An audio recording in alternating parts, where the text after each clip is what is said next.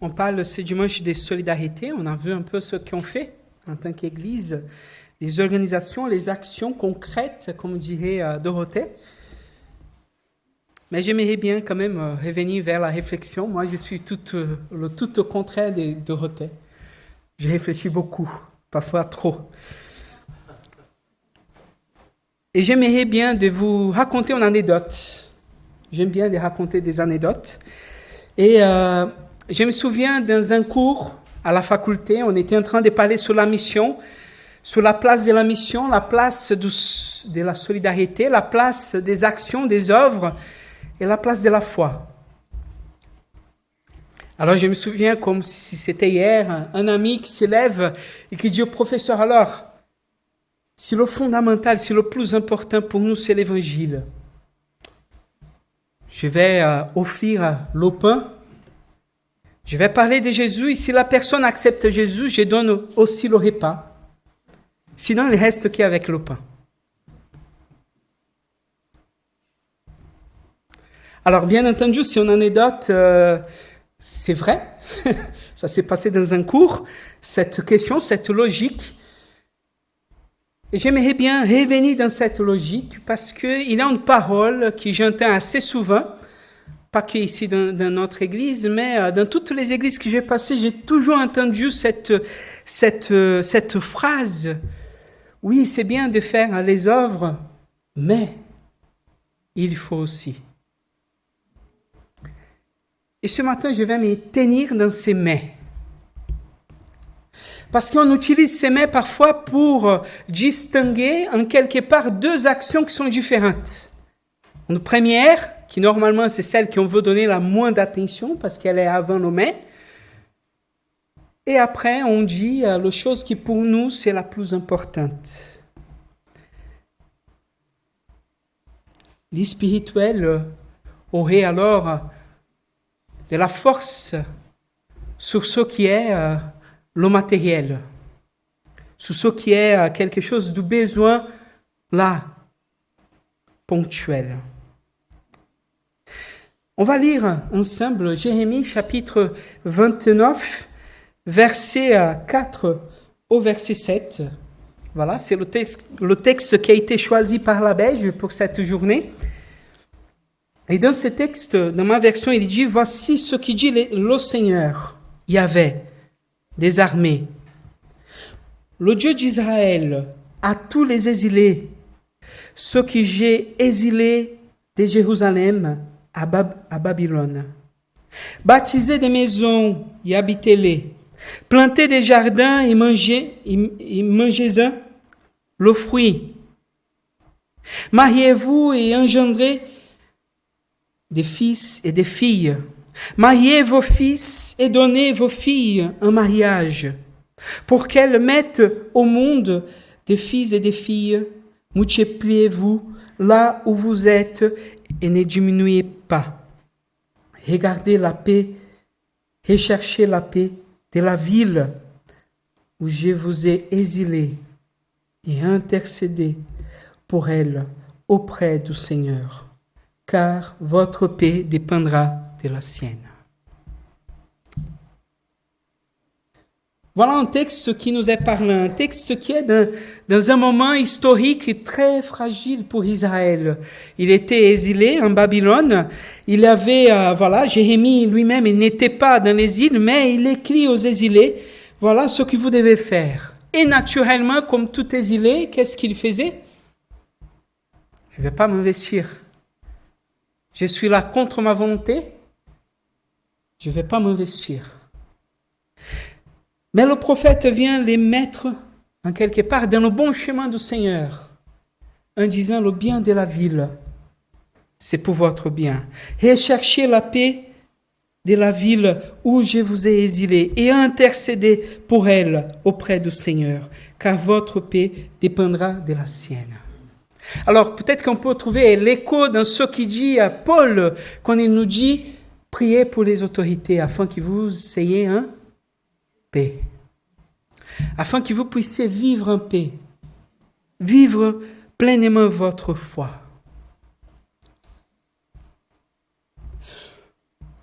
l'ommet de la phrase que je vous ai dit, que je veux travailler ce matin, il y a place parce qu'en quelque part, il y a dans notre vision une espèce de dichotomie, une division entre ce qui est le corps, le physique, le temporel, et ce qui est l'esprit, ce qui est éternel, ce qui est, pour le Seigneur. D'ailleurs, Paul a combattu en quelque part des frères et sœurs qui voulaient donner une très grosse importance à l'spirituel et laisser vraiment de côté ce qui est la chair. Pas la chair, mais le corps, pardon. C'est pas la même compréhension théologique. Vous voulez laisser ce qu'est le corps, parce que ça va passer, le Christ va revenir, on doit vivre dans la louange du Seigneur. Et à cause de ça, ils abandonnaient un peu leur vie. Et je voulais parler de ça parce que pour moi, la Bible elle nous montre qu'il n'y a pas de distinction vraie. Même si nous, dans notre pensée cartésienne, il nous est plus simple de parfois diviser ou tripliquer le cœur, l'esprit, le corps, l'esprit et l'âme pour certains. La vraie dynamique, c'est que le royaume de Dieu, il est venu pour tout et pour tous. Le royaume de Dieu n'est pas seulement venu pour nous faire vivre dans une spiritualité lointaine de la vie, il est venu pour changer notre vie tout entière.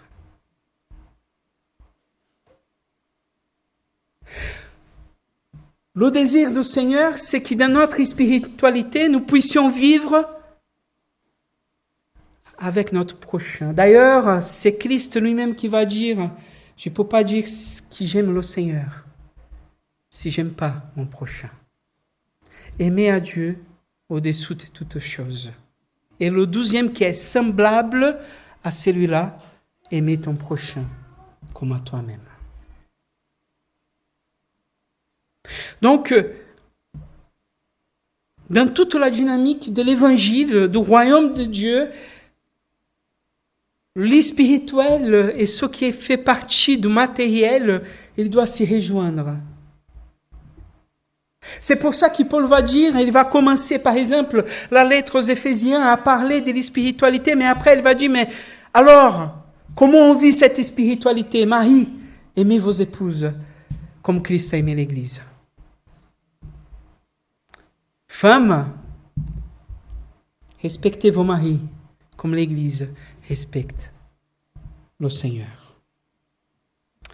Les parents, ne soyez pas un sujet de colère pour vos enfants. Les enfants, obéissez vos parents. Les employeurs, traitez avec bienveillance vos employés. Et vice-versa. Donc, en quelque part, le royaume nous invite, le Seigneur nous invite à vivre aujourd'hui ce qu'il a prévu déjà pour après. La vie éternelle, ce n'est pas quelque chose qui va arriver un jour quand on sera dans le ciel. Non, le Seigneur nous invite aujourd'hui à vivre et à être signe de ce royaume. Et comment nous le sommes, Jérémie nous donne la piste en vivant dans le monde. Nous sommes encouragés par le Seigneur à vivre dans le monde, pas comme ils vivent, pas dans l'adoration des autres dieux, pas dans la corruption, pas dans la colère et dans l'inimitié, pas dans la guerre. C'est pour ça que Christ nous encourage et nous dit, nous devons être les artisans de paix là où nous sommes. Nous devons construire et aider le monde là où nous sommes à construire la paix dans laquelle est la volonté de Dieu.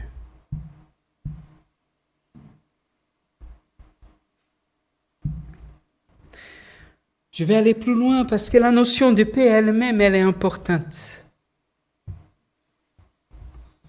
La paix, c'est pas seulement la non-guerre.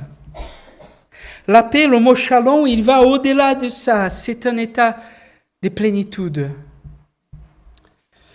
Je vais être franche envers vous. J'ai compris le mot shalom, c'est pas dans le cours de théologie, mais c'est un jour quand j'avais mon fils dans mon bras. Il venait d'avoir à manger, il avait 1 mois et demi à peu près. Donc à cet âge, c'est manger, faire caca et dodo. Il pleurait. Entre-temps, il pleure beaucoup, hein, c'est vrai. Parfois toute la nuit. Hein. Nous, on est resté 18 mois sans dormir. Donc voilà, on ne dort pas beaucoup quand on est parent. Mais pour revenir, un jour, il venait de manger. Alors, je faisais le rototo, voilà, dans mes bras. Et je le regarde. Et le moment que je le regarde, je dis, ben, il était comme ça. Vous savez, c'est beau sourire un peu bête. Voilà, le plaisir. En quelque part, cette anecdote-là me montre ce qu'est le shalom. Le shalom, c'est un état de plénitude, de satisfaction. Je suis certain que mon bébé n'était pas en train de réfléchir, mais comment je vais mettre la couche demain? Ouh là là, je vais devoir sortir des couches, aller aux toilettes. Il n'était pas en train de penser quels sont les comptes que j'ai à payer. Il n'était même pas en train de réfléchir, est-ce que demain j'aurai quoi à manger? Non. Ce moment-là, pour lui, était un moment de plénitude. C'est un exemple éphémère, je suis certain, mais le shalom qu'il nous parle ici, c'est un état de plénitude profonde. Cette plénitude ne peut pas venir sans justice sociale, sans dignité. Et quand nous travaillons dans le monde, par la proclamation de l'évangile, parce qu'à chacun, comme a été dit, quand il vient ici, ils savent, nous sommes là parce que Christ nous a aimés. Nous sommes là parce que Christ nous a réveillés pour ça. Mais quand ils sont là et qu'ils reçoivent ce qu'ils ont besoin, quand dans le monde on puisse ouvrir pour la justice, pour que les uns et les autres puissent recevoir ce qu'ils ont besoin de plus profond et de plus basique pour leur dignité. Là, nous sommes des ouvriers de paix. Nous sommes aussi les ouvriers de paix, et je vais finir avec ça, quand nous portons l'amour de Christ, quand nous proclamons le Christ et ce qu'il a fait sur cette croix, quand nous disons que Christ est venu, il est mort, il est resté au tombeau pendant 3 jours, mais il est ressuscité des morts, et il nous donne avec lui une nouvelle vie. Nous sommes ouvriers de paix. Ce que je veux dire par là, c'est que pour moi, le mail, nous devons le couper pleinement. Ce n'est pas l'œuvre ou la foi. Jacques, il va nous dire, si vous avez votre foi et que vous n'avez pas d'œuvre, alors votre foi est morte. C'est au contraire. L'œuvre doit être pour nous la manifestation d'une foi en Christ. L'œuvre doit être pour nous la manifestation de ce que nous croyons, de ce qui est le plus profond pour nous. Elle n'est pas en contradiction avec ce que nous vivons avec le Seigneur. Je ne dois pas être besoin de choisir si je dois faire l'œuvre ou si je dois suivre la foi. Non. Nous devons le vivre ensemble. Ensemble. Mais je suis parfois choqué comme nous pouvons avoir une réaction comme si nous sommes là pour le spirituel. Et toutes ces choses on laisse. Non. Je suis parfois choqué comme nous vivons la politique d'une façon tellement détourpée, en entrant dans des discussions vaines pour défendre une position A ou B.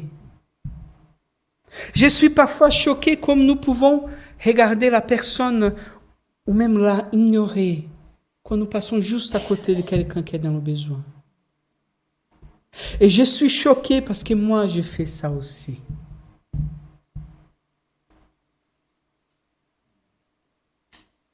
Combien de fois, à São Paulo surtout, je voyais des gens dans le besoin et j'ai tourné simplement mon visage.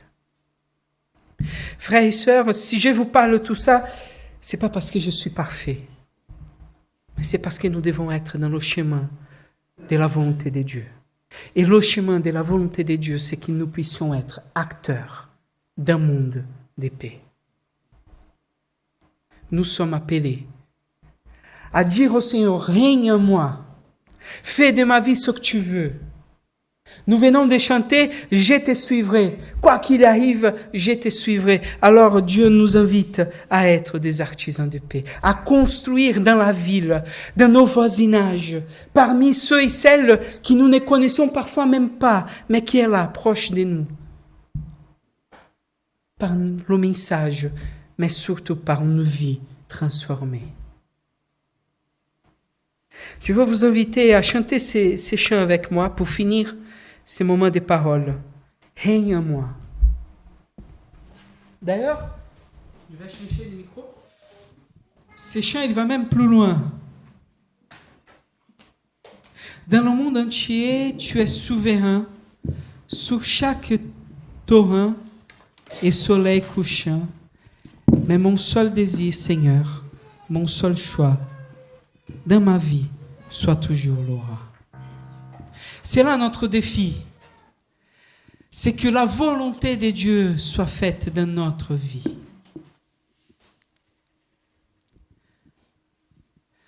J'ai oublié le philosophe qui dit « J'aime bien l'humanité, mais je n'aime pas trop l'homme qui est devant moi. » Le Seigneur nous invite à faire une logique à l'envers. J'aime le Seigneur. Et parce que j'aime le Seigneur, je dois aussi aimer Elvire qui est à mon côté. Je dois aussi de vous aimer. Et je dois d'agir en pro de ceux et celles à qui Dieu nous invite à aimer. Alors, si vous avez à cœur, comme moi j'ai à cœur de dire, Seigneur, je ne suis pas parfait. J'ai aussi mes défauts. Parfois je tourne mon regard. Parfois je ne veux pas savoir. Parfois je ne veux pas regarder. Mais Seigneur, je me répands de ça. Je veux être comme toi. Je veux regarder ceux et celles qui sont dans le besoin. Je veux prier pour ceux et celles qui sont en guerre. Pour les chrétiens qui sont persécutés. Je veux travailler pour le bien de ceux et celles qui ont besoin de toi. Alors je vous invite à chanter avec moi ces chants. Seigneur, règne en moi. Seigneur, viens dans ma vie. Sois toujours le roi.